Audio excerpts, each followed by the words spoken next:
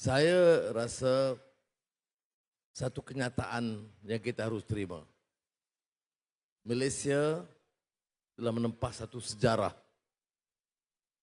Sejarah di mana ada muafakat baru di kalangan parti-parti politik dengan niat yang satu. Jaga stabil negara agar stabil. Stabil itu untuk apa? Untuk memacu pertumbuhan ekonomi. Untuk membela nasib rakyat. Untuk membetulkan kelemahan-kelemahan dalam sistem negara. Menjaga perpaduan sebuah kaum. Kita tidak pernah menafikan apa yang disebut oleh Datuk Seri Zahid dan Anthony Loke sebelum ini tentang prinsip perlembagaan. Tetapi kita juga tahu negara ini akan hanya selamat kalau kebajikan dan hak semua rakyat dibela dan dijamin. Jadi ini saya harap saudara mengerti. Apa masalah yang dibangkitkan oleh pembangkang? 8 bulan dalam kerajaan. Ada tak skandal rasuah yang baru? Ada tak ada menteri yang sakau wang? Ada kontrak yang dicuri? Ada jana wibawa yang hilang? Lepas. Itu bagi saya asas. Negara ini rusak bukan kerana miskin. Bukan kerana tidak ada hasil dan khazanah. Tetapi tata kelola yang bobrok. Lantik Perdana Menteri, lantik Menteri Kewangan, kerjanya cari wang. Kayakan isteri, kayakan anak, kayakan menantu. Ini saudara, dengan kehadiran pimpinan kita. Datuk Seri Zahid ada, Mat Hassan ada. Menteri-menteri lain, Latiri Loke, Mat Sabu. Saudara, kita pecah rekod. Inilah kali pertama dalam 8 bulan. Bila saya tanya SPRM, Lembaga Hasil Dalam Negeri, Bank Negara, commercial crime, tidak ada satu kes yang melibatkan mana-mana menteri dalam kerajaan. Saya terima kasih kepada pimpinan. Saya nak tanya Perikatan Nasional, apa yang dia nak sibuk? Dulu dia hamun, cerca Datuk Seri Zahid, kluster mahkamah. Tetapi inilah orangnya yang mempertahankan Parti Kebangsaan Melayu. Mahathir minta dia bubar, UMNO. Dia tak sanggup bubar walaupun risiko pada dirinya. Ya. Itu sebab dia menjadi target sekarang. Bagi saya sudah nak nilai pemimpin, pemimpin mesti berani hadapi risiko. Kalau nak jaga diri dia kata baik, saya patuh katakan saya selamat. Tetapi dia bangkit dan itu sebabnya pemimpin masa itu dendam dan marah dan mengambil tindakan yang keras terhadap beliau. Bila berbincang dengan dia dalam pembentukan kerajaan perpaduan, apa pendirian UMNO? Ya, saya bertempur dulu, saya bertanding di sini. Dan calon-calon negeri, kita lawan UMNO dan Barisan Nasional. Tetapi dalam perbincangan ini, apa yang disyaratkan oleh UMNO dan Barisan Nasional? Tentang prinsip perlembagaan, menjaga hak semua orang Melayu, bahasa Melayu, Islam, raja-raja Melayu. Jadi saya jawab, DAP, amanah, keadilan, dah sign lama dah, kita tunjuk pada bukti. Maka itu yang menjadi syarat dan tidak menjadi masalah kepada kita. Kemudian, tata kelola, dia setuju. Gunakan wang negara untuk membela nasib rakyat, dia setuju. Tak ada langsung syarat. Berapa jawatan, kedudukan, kontrak, tidak ada. Jadi kalau tanya saya, sudah tanya pembangkang. Ada menteri-menteri yang mantan menteri melalak sana sini. Datang Port Dickson tapi tak ada sambutan lah. Sebab Port Dickson kubu kita. Jaga baik-baik. Jangan ada usaha memecah belahkan kita. Masa kamu ada kuasa, sakau tanah. Sakau kontrak. Sakau segala kekayaan. Bila hilang kuasa, kita nak jaga maruah Melayu dan kedudukan Melayu. Saya jawab, podah kamu. Mengapa orang Melayu, kamu ingat sebodoh itu, tak boleh nilai? Ini yang disebut di mana-mana. Masalah Anwar Zahid, dia jual Melayu kepada DAP. Saya nak bagi tahu depan Anthony Loke. Saya hormat dia dan kepimpinan dia.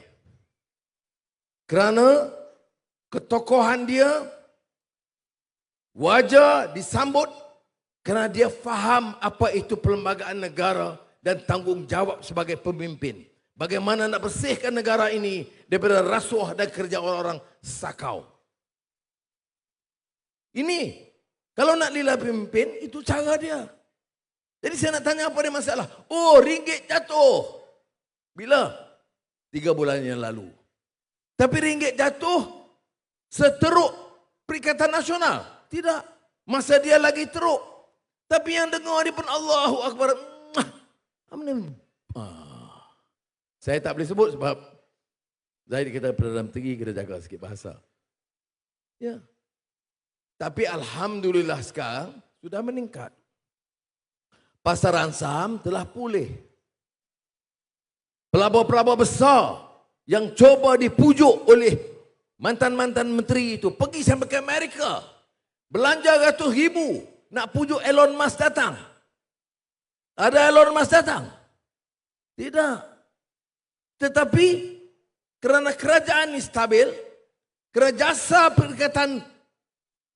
Pakatan Harapan dan Barisan Nasional, kerana gabungan ini, kerajaan stabil, dasar jelas, Elon Musk yang minta bercakap dengan saya. Ya. Siapa Elon Musk? Orang terkaya di dunia. Apa syarikat dia? Tesla, Starlink, SpaceX. Semua tiga-tiga gergasi yang menggugat sistem ekonomi dunia. Dia telefon, saya jawab dan terus setuju labor di Malaysia buka ibu pejabat di Cyberjaya. Minggu lalu Geely, syarikat otomobil terbesar dunia, terbesar di negara China yang bekerjasama dengan Proton, 10 tahun nak bercakap soal automobil city in Tanjung Malib. Ada beraku? Tidak. Dia kata ya, tak pernah berjalan. Sebab politik tidak stabil. Dia tak pasti dasar negara. Tetapi minggu lalu ada surat 10 halaman dia tulis kepada saya. Bagi pengakuan akan memulakan kerja dengan pelaburan 10 bilion ringgit untuk menjadikan hub otomotif industri in Malaysia. Untuk ekspor ke luar negara. Kalau orang Perikatan Nasional duk jerit, duk maki orang, Anwar bohong, Anwar tipu, saya nak beritahu, surat itu saya boleh edarkan. Kalau dia faham bahasa Inggeris lah. Tapi ini dia. Yang dia bagi, pelawak, bohong, menipu. Menipu apa? Elon Musk memang cakap dengan saya. Dan ibu pejabat di sini dibuka tahun ini juga. 3 hari yang lalu, dia hantar eksekutif kanan dia. Kita bagi surat immigration supaya laluan dia mudah. Masuk keluar Malaysia. Dan dia beritahu saya, dia sudah kenal pasti bangunan. Dan dia minta dalam beberapa bulan kalau siap, dia minta saya rasmikan bangunan Tesla yang baru di Cyberjaya. Saya kata ya. Dengan syarat Elon Musk datang supaya saya dengan Elon Musk nak rasmikan bangunan di Cyberjaya. Ini yang Perikatan Nasional dia dengki ini. Ya, yang pakai kepiah, yang pakai tai, yang pakai serban, tapi penyakit dengki ni, penyakit hati ni masalah dia. Masalah apa kita? Nak kata ada rasuah? Tak. Nak kata kluster mahkamah, dia lagi banyak kluster mahkamah ni. Dan kalau keadaan ini berlaku sekarang, curi sana, curi sini, curi tanah, curi balak, curi rare earth, saya ingat lebih ramai kluster mahkamah dari Perikatan Nasional. Ya. Itu Geely, Rongsheng, syarikat negara Cina, tentang petrochemical. Itu syarikat terbesar di dunia. Syarikat minyak Aramco dari Arab Saudi. Syarikat minyak di antara yang terbesar di dunia. Syarikat minyak. Yang Rongsheng petrochemical. Nasir, pengusi dia, jumpa saya dan bagi tahu saya, dia kata Mr. Prime Minister, dia kata hadar Rais Wizara. Sudah atau Tuan Perdana Menteri. Aramco dah bersetuju untuk menjadikan Malaysia sebagai pusat kegiatan minyak dan gas Arab Saudi di Asia Tenggara. Apa pemimpin PAS bersatu kata? Bohong. Ni, saya nak beritahu lagi. Yang di-Pertuan Agong pergi haji. Bincang dengan Muhammad bin Salman, Putera Diraja, Perdana Menteri Arab Saudi. Sampaikan salam kepada saya. Dan undang semula. Kan dulu dia fitnah, Anwar tak ada tempat. Ni, ada surat undangan daripada Muhammad bin Salman kepada Perdana Menteri Malaysia. Surat tu ada. Oh, ini menteri luar tak ada ini ya? Selalu menteri luar ada. Ini di luar lah, menteri luar kan. Baik. Ada suratnya. Mengundang saya kerana dia beritahu Yang di-Pertuan Agong. Siapa dia? Muhammad bin Salman. Apa dia kata? Kita dah arahkan Aramco untuk menjadikan Malaysia hub oil and gas for Southeast Asia. Dan kita akan jadikan Malaysia tempat pelaburan yang lebih bersungguh-sungguh dan serius. Sudah, mengapa saya mulakan dengan isu pelaburan? Ini soal ekonomi negara kita. Orang susah. Anak muda tak ada kerja ramai. Selesainya bukan kibar bendera. Selesainya bukan ikut orang supaya maki kita. Anak muda kalau nak selamat masa depan mereka, pilih pemerintahan yang boleh menjamin masa depan rakyat dan negara. Ini cabaran kepada anak muda. Kalau mau selamat, jaga kestabilan politik negara ini. Pilih pemimpin yang tidak sakau wang negara. Pilih pemimpin yang hanya bukan jerit dan maki orang, tapi beri penyelesaian kepada masalah negara kita. Ini yang harus sudah tekankan. Saya boleh sebut lagi berbelas. Tadi, tengah hari tadi,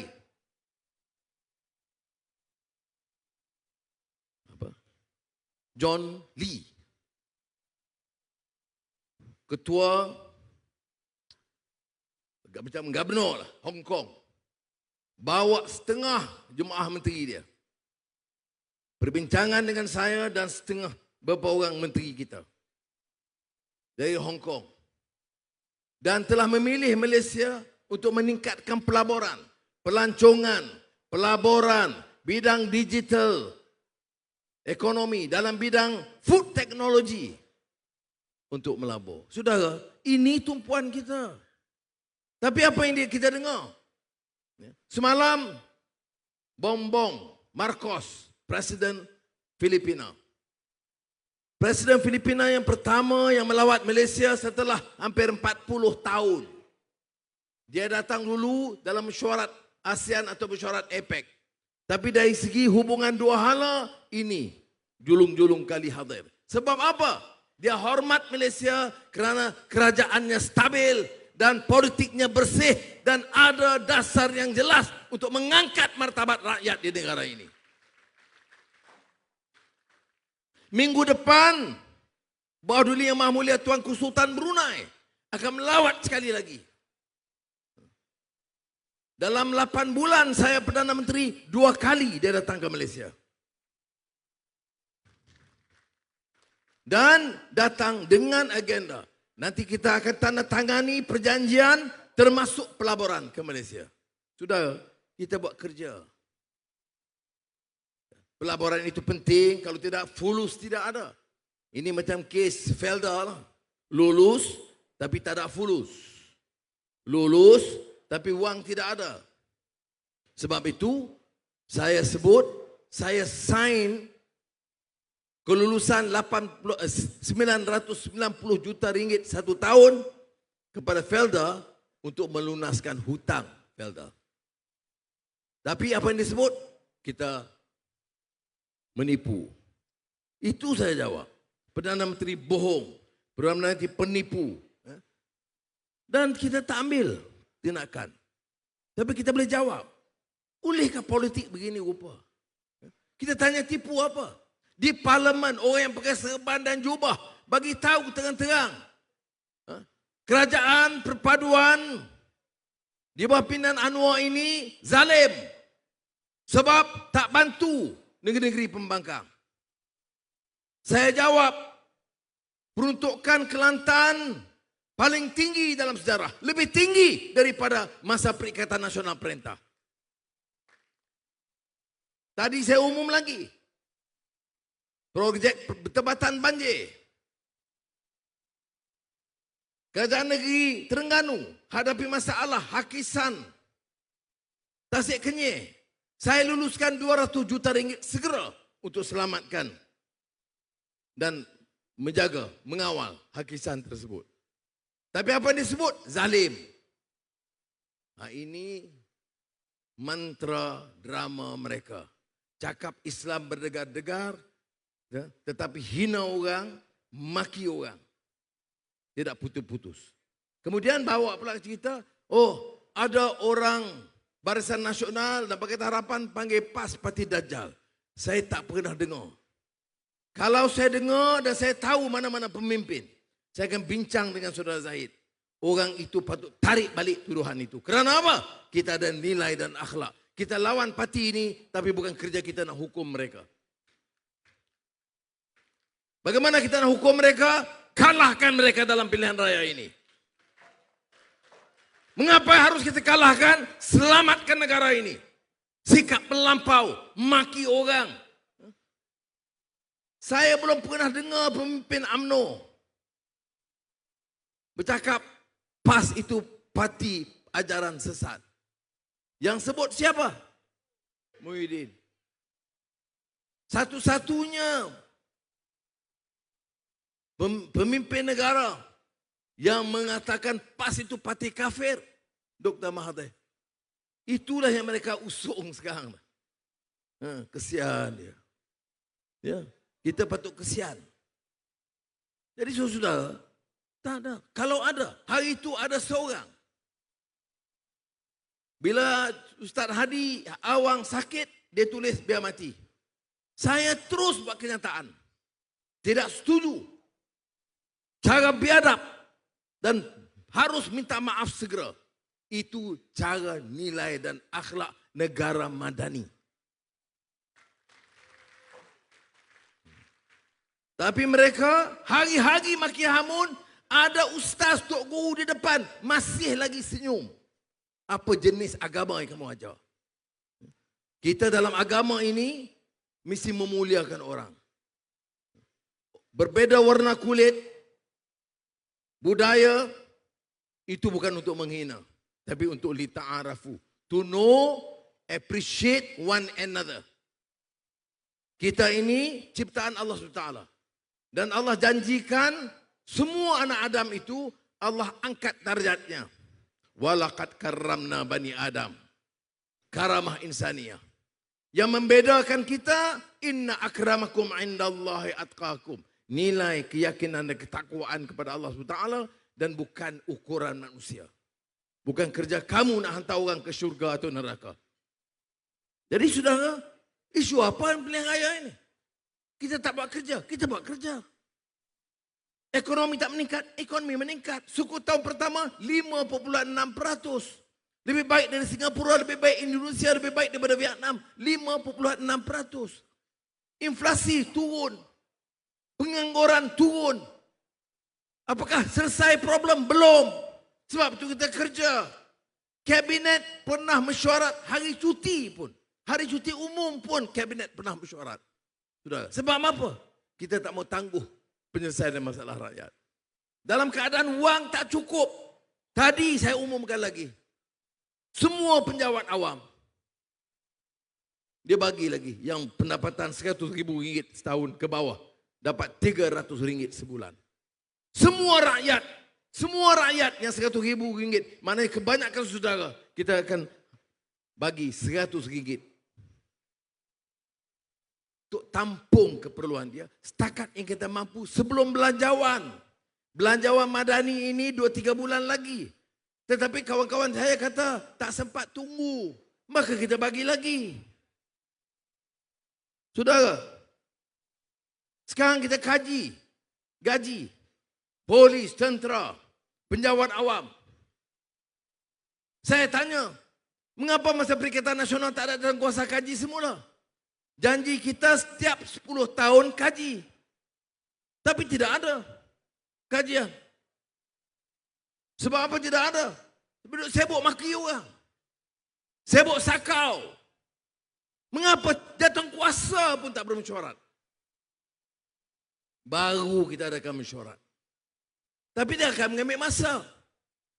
Termasuk veteran tentera, polis, tentera, penjawat awam, pendidikan.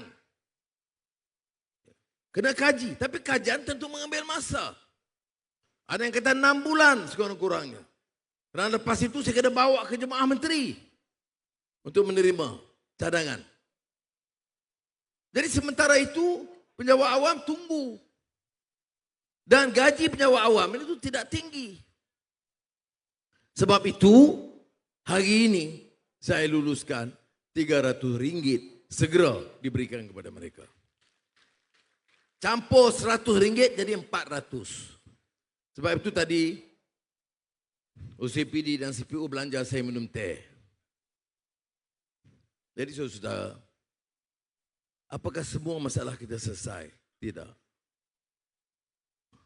Drama masalah ada di Kementerian Keuangan. Kita fikir, ni pekebun getah, Felda. Ni Negeri Sembilan ni banyak Felda, Amin. Apa yang kita buat? Kawasan Felda ini kawasan yang diilhamkan oleh marhum Tun Abdul Razak, pemimpin dan negarawan, pemimpin kebangsaan dan kebetulan timbalan presiden dan kemudian presiden UMNO. Dia berhutang dari Bank Dunia untuk buka ladang-ladang Felda untuk orang Melayu miskin. Sebab itu kita lantik Sabrici untuk menjaga supaya diurus dengan baik dan dibela nasib mereka. Generasi awal buka ladang. Generasi kita cari jalan angkat tahap kehidupan keluarga kita di kawasan Felda ini.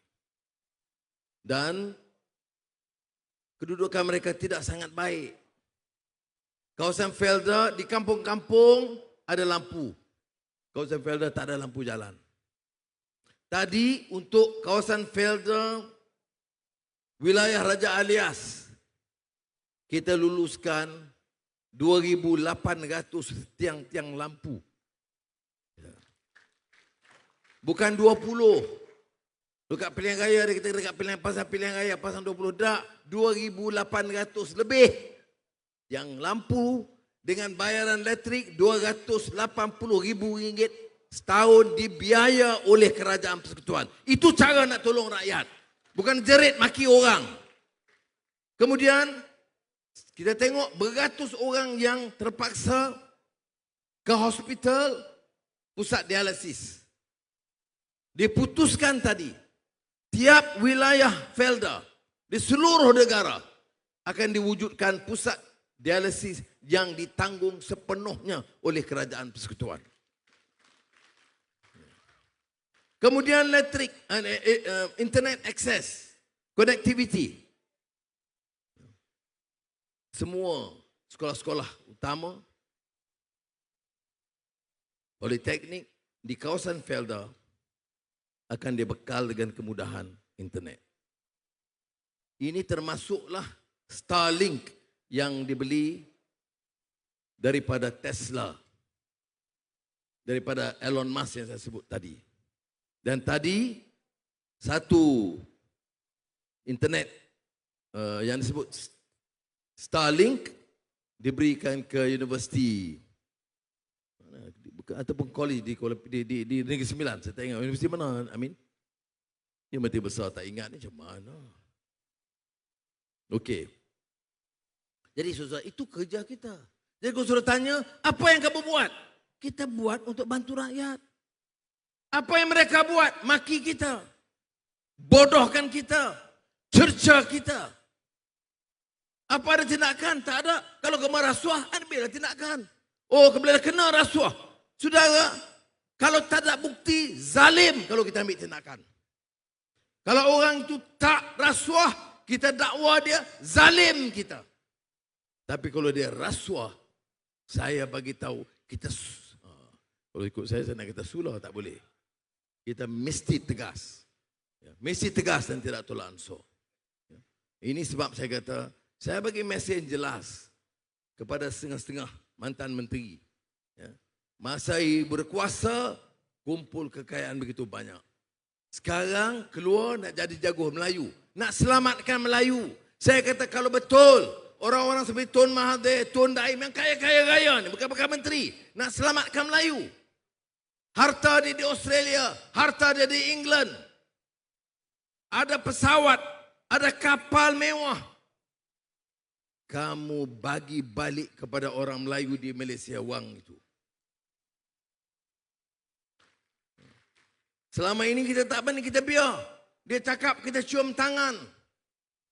Kerana gelaran dia tinggi, Tan Sri, Tun. Apa kita peduli gelaran dia? Kamu salah, tetap salah. Kalau saya bagi tahu semua badan-badan penguatkuasaan. Tak peduli pangkat dia. Tak peduli gelaran dia. Tun ke, Tan Sri ke, Datuk Sri ke. Kalau kamu sakau wang rakyat, kita siasat, dakwa dan hantar dia ke penjara. Sebab kalau bercakap, pura-pura. Bercakap seolah dia bersih, maha bersih. Malah dalam kempen dulu bersih. Kita bersih. Sekarang ni kurang sikit bercakap kita bersih. Kalau dulu, Masya Allah bersih betul. Saya tengok dia ni. Iyakah? Jadi saudara yang dimuliakan, ini peranan kita. Saya nak akhiri dengan menyebut 8 bulan kita perintah. Di mana kita jual orang Melayu ni? Saya tanya di parlimen. Hak Melayu mana kita jual? 8 bulan kita perintah. Di mana kita khianati Islam? Peruntukan tambah. Datuk Seri Zahid sebut, Ma'tafiz Sekolah Agama Rakyat. Siapa yang batalkan peruntukan kepada Sekolah Agama Rakyat? Tun Mahathir pada tahun 1999. Siapa yang beri semula Kerajaan Perpaduan Negara Madani ini? Saya tanya di parlimen, mana dia khianat? Bagi tahu, mana khianat? Dia tak jawab. Balik Terengganu, Kerajaan Perpaduan khianat kepada Islam.